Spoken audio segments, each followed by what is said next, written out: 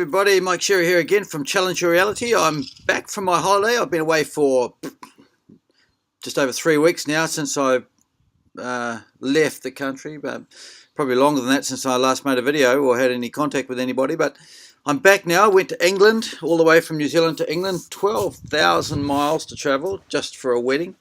It wasn't just for a wedding, it was just for a holiday as well, but the wedding was the motivation. That's the reason we went. Went with my partner and her children. It was her son's wedding that we went to. Met the rest of her family, extended family, and all her friends and acquaintances, and the place she grew up, the town she grew up in, the area she grew up in, where she got into trouble, the places she used to work. She was a barmaid for a lot of her early years. She showed me all the different pubs she'd worked in. The pub culture in England is quite different from here in New Zealand or anywhere else, I think, in the world. It's a real social thing. It's a social network in itself. Is the pub that you go to. Your local is your social network. So that was interesting. But I'm back now. But a couple of things came to mind that I really noticed. The first thing is that everyone needs a break. You need to get away from your business, get away from your life, just do something completely different, something new, something you've never done before. Jump on a plane and travel 12,000 miles. Yeah, great fun. 30 hours traveling. It wasn't much fun at all. In economy too, by the way, right at the back of the plane, the very back seat, right next to the toilets, no chance of sleeping. There's people queuing up, the smell, the noise. Oh, it was great fun. Loved it. Loved every minute of it. Anyway, where was I? Oh, yeah, things I learned.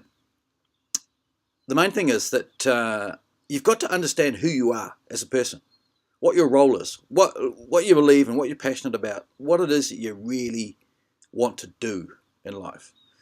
And you've got to know yourself. The lasting memory I came away with from this trip is that I loved everybody that I met. The family, the friends, the other people, the nicest people in the world. Really, really lovely people, lovely place. They live in difficult circumstances, some of them. The housing is tiny compared to here, but they love it. They don't know any different, and it's great. It's really good. And the good thing was that they all seemed to like me, and I left a day earlier than my partner and her kids because I wanted to travel a different route home so I could go and visit my son in Qatar. He's a pilot there, flies for Qatar Airways as a first officer, so I wanted to go and see him.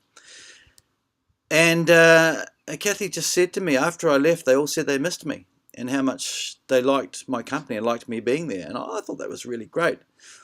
So that was one side of the coin. I loved catching up with my son and daughter-in-law and my granddaughter. It's her birthday soon, well, in October, but I won't be seeing her for that. But she's just on the brink of starting to walk.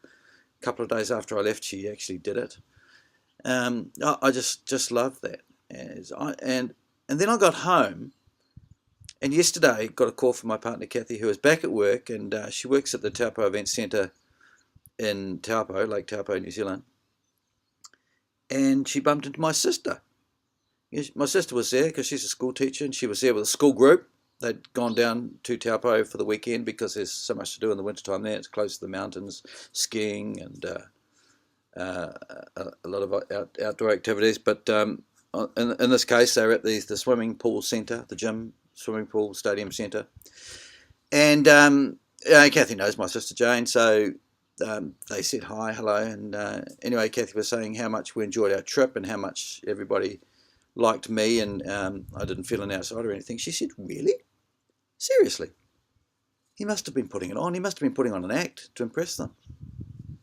And Kathy was a bit upset about that, and I'm really upset about it. But what has made me realise is that even my family doesn't know me.